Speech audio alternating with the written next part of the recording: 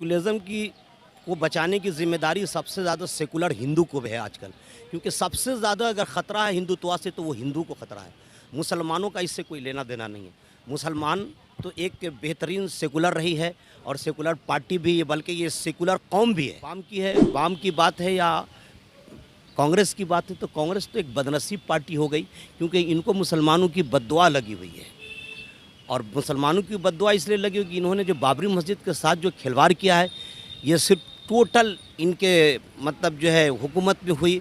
जैसे राम का जो नारा ये लोग दे रहे हैं कि जय श्री राम या जय सिया राम, तो ये जो बीजेपी की सरकार जो जालिम सरकार है, इसमें मैं खुले लफ्ज़ों में कहता हूँ मोदी, योगी या अमित शाह, ये जो राम का नाम लेता है तो पुरुषोत्तम राम एक बेहतरीन आदमी थे।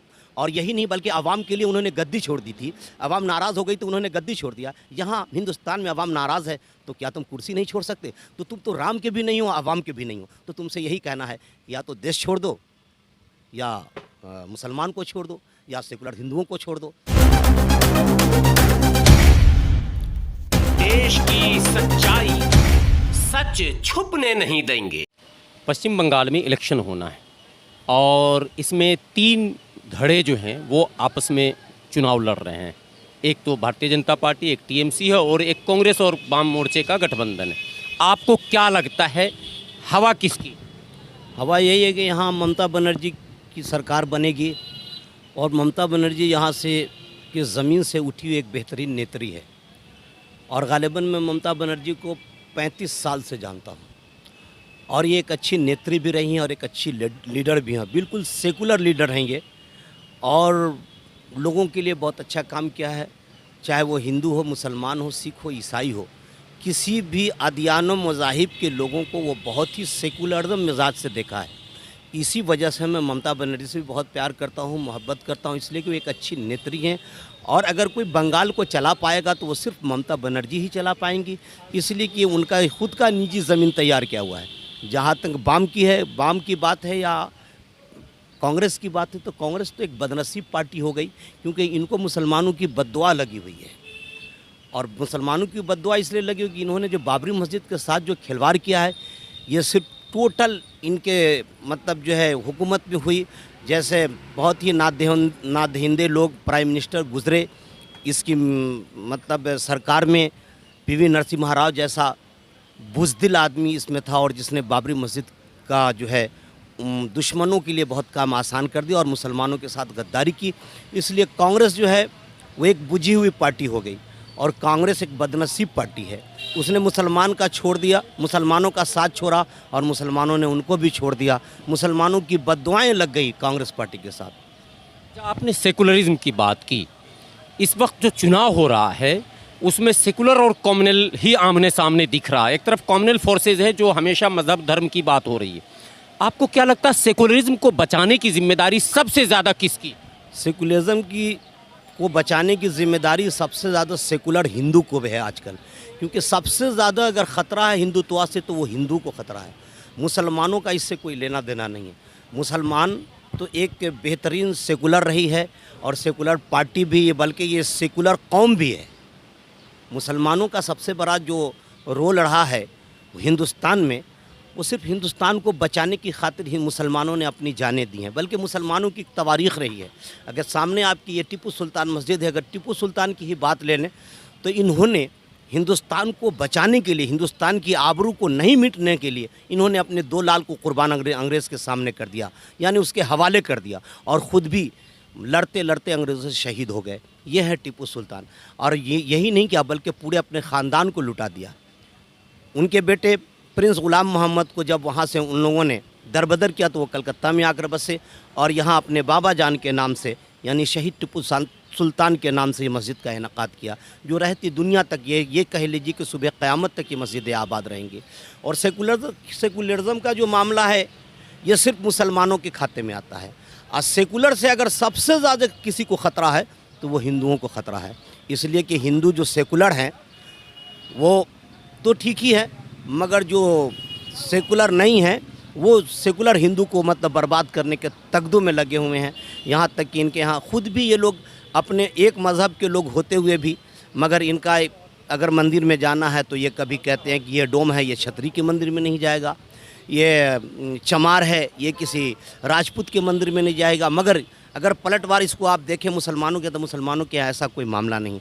अगर कोई अपने काम काज के हिसाब से या अपनी बिरादरी के हिसाब से अगर कोई डोम भी है और मज़हब इस्लाम वाला है, मुसलमान है, तो पाक साफ होकर जो मज़हब इस्लाम का तरीक़ा रहा है, अगर वो मस्जिद में जाकर नमाज़ पढ़ता है तो हम सब एक साथ मिलकर नमाज़ पढ़ते हैं। ईद में हम सब एक साथ गले मिलते हैं। और अगर वो बंदा हमारे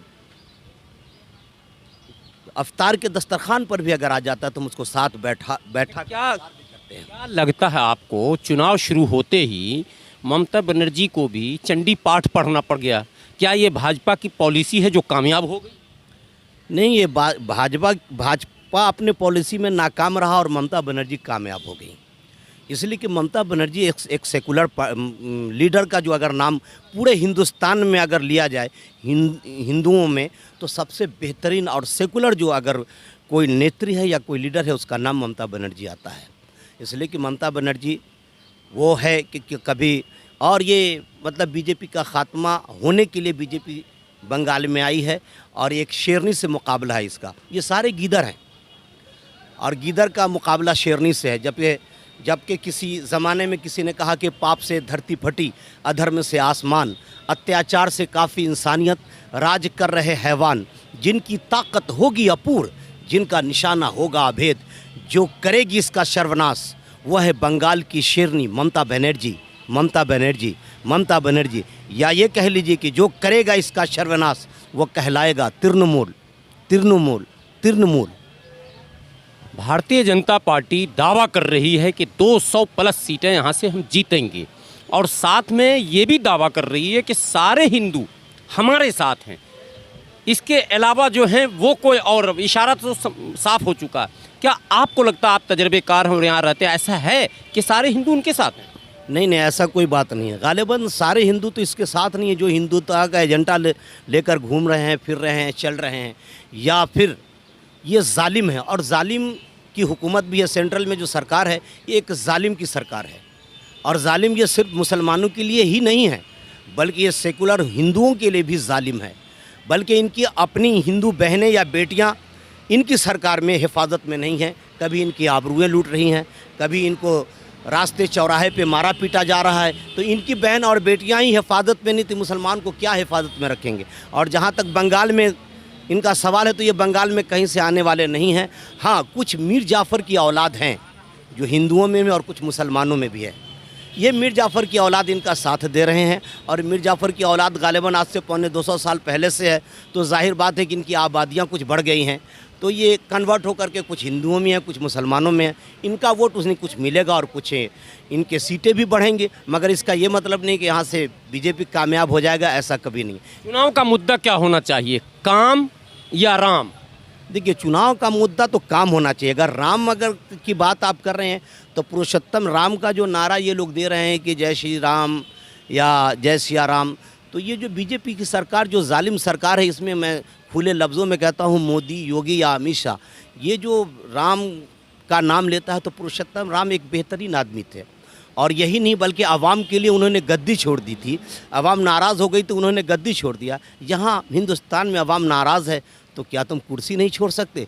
तो तुम तो राम के भी नहीं हो, आवाम के भी नहीं हो। तो तुमसे यही कहना है, या तो देश छोड़ दो, या मुसलमान को छोड़ दो, या सेकुलर हिंदुओं को छोड़ दो।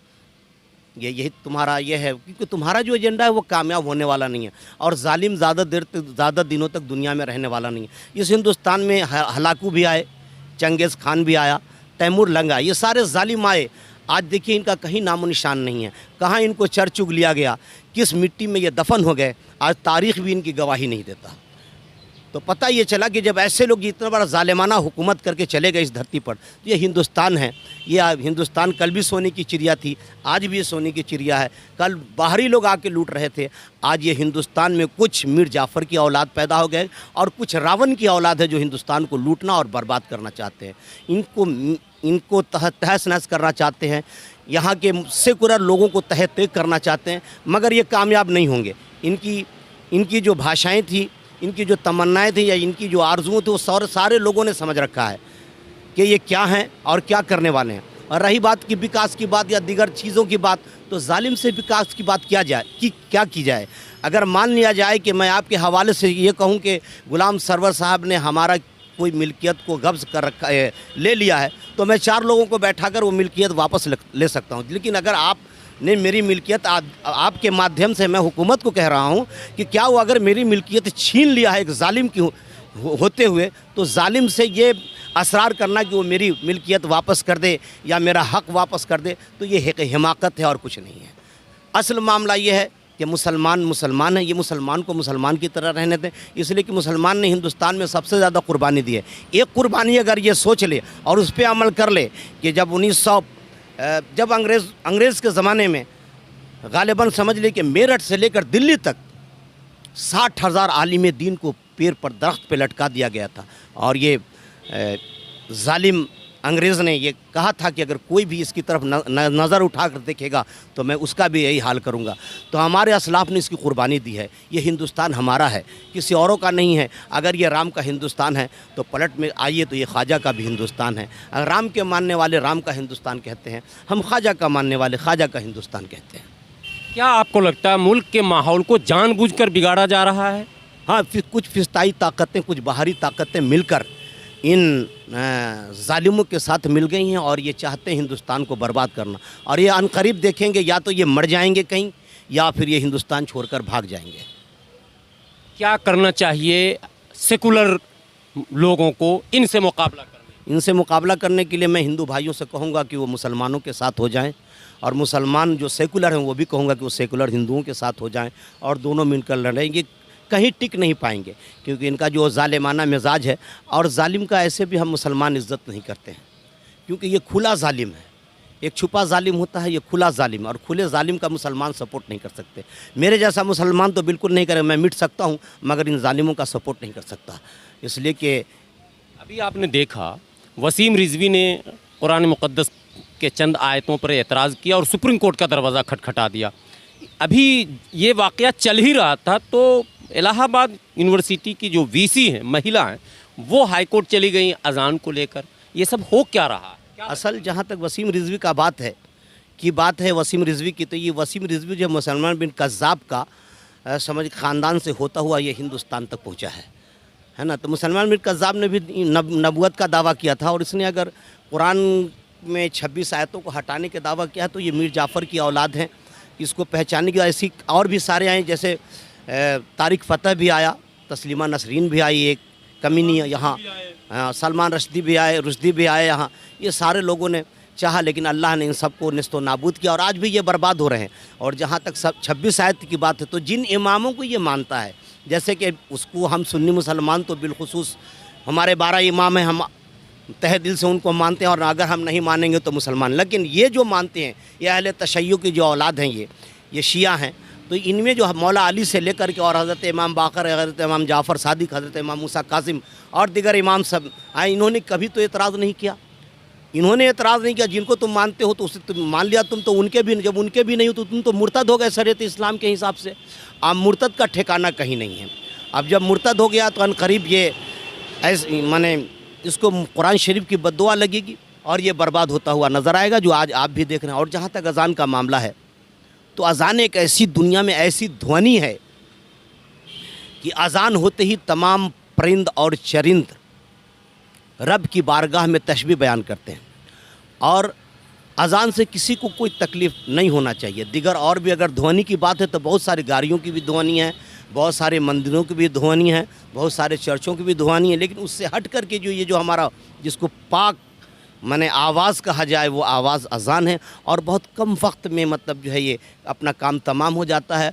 और जो लोग भी अज़ान पे पाबंदी या उंगलियां उठाते हैं, या तो उनको माने खुद अपने धर्म से मतलब मोहब्बत नहीं है, और तो इसलिए वो मेरे धर्म को अगर वो अज़ान को देखना चाहें, अगर कुरान को देखना चाहें, तो सबसे पहले वो भागवत गीता देखें, सबसे पहले वो विष्णु पुराण देखें, सबसे पहले वो यजुर्वेद देखें, सबसे पहले वो ऋग्वेद देखें, सबसे पहले वो सामवेद देखें। इन सारे ग्रंथों में सबसे पहले कुरान का जिक्र है और कुरान लाने वाले का जिक्र है। कुछ श्लोक आप श्लोक तो ये हमारा कि ये श्लोक पर तो खैर ये सारे जो जालिम हैं वो खरे नहीं उतर रहे हैं। कभी कभी मैंने कहा था कि काव्यशास्त्र विनोदना कालो गच्छति धीमताम व्यसनं चमुर्खानांग निद्रिया कलहनावा आपदामा पतंती नांग हितोप्यायाति हेतुताम मात्र जंघाई वित्सस्य अस्तंभी भवति बंधने। काव्यशास्त्र विनोदना कालो गच्छति धीमताम व्यसनं चमुर्खाना। अगर तुम सही रास्ते पर नहीं हो तो तुमसे बड़ा इस दुनिया में मूर्ख कोई नहीं। न तुम्हारे चरित्र अच्छे हैं, न तुम्हारे चाल चलन अच्छे हैं। तुम कहते हो वसुधैव कुटुंबकम, तो तुम पूरा श्लोक नहीं पढ़ते, जबकि श्लोक ये है कि विद्या ददाति विनयम विन्या ददाति पात्रतम पात्रत्वात् धनमाप्नोति धना धर्म तथा सुखम अयंग निजः परो बेति गणना लघु चेत श्याम उदार चरित्र राम तु वसुधैव कुटुंबकम यस नास्ति स्वयं प्रज्ञा शास्त्रं तस्य कुरुति किम लोचनाभ्याम अभि नस्य दर्पणा किं करिष्यति अष्टादश पुराणेषु व्यासस्य वचनम दयम। व्यास जी के दो ही वचन होते हैं, परोपकार पुण्याय पापाय प्रपीडनम उद्मे निसिद्ध्यन्ति कार्यानि न मनोरथै नहीं सुप्तस्य सिंहस्य प्रविशन्ति मुखे मृगा। क्या आपको लगता है कि शास्त्रों को आम मंचों के द्वारा रखने की आवश्यकता अभी भी है क्या? अब बिल्कुल यही आ गया है कि जो जितने भी शास्त्र हैं, हिंदू हनुमान चालीसा छोड़ करके अगर शास्त्र पढ़ना शुरू कर दें तो ये बिल्कुल सारे सेकुलर हो जाएं, क्योंकि शास्त्रों में सभी चीज़ों का जिक्र है। शराब न पियो ये जिक्र शास्त्रों में है, चोरी न करो ये जिक्र शास्त्रों में है, तुम किसी को धोखा न दो ये जिक्र शास्त्रों में है, तुम किसी का माने बलात्कार न करो ये जिक्र शास्त्रों में है। तो शास्त्र के माध्यम से अब इनको क्योंकि शास्त्र इन लोगों ने पढ़ना छोड़ दिया है। ये तो कुछ ठगे पंडित या कुछ नाम नेहाद मौलवी आ गए। जब कि किसी शायर ने कहा कि तावीज़ में कुरान कहता है मंतर भी ख़रीदी जाती है, नीलाम वजीफ़े होते हैं, गौहर भी ख़रीदी जाती है, मस्जिद भी ख़रीदी जाती है, मंदिर भी ख़रीदे जाते हैं, मुल्लाओं के सजदे बिकते हैं, पंडित के भजन बिक जाते हैं। बहुत शुक्रिया।